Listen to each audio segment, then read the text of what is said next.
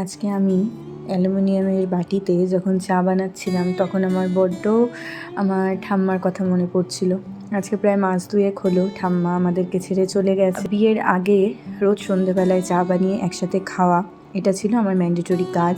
আর এই রকম বাটিতেই আমি বিয়ের আগে বাড়িতে চা বানাতাম। স্টিলের বাটিতে খুবই কম বানাতাম, তবে এখানে এসে যেহেতু ইন্ডাকশানেই বেশিরভাগ দিন চাটা আমি বানাই, তো সেই জন্য স্টিলের বাটিতেই বানাতে হয়। তবে আজকে কিছুটা দুধ এক্সট্রা ছিল এই বাটিতে, তো ভাবলাম ঠিক আছে এটার মধ্যেই চা বানিয়ে নিই।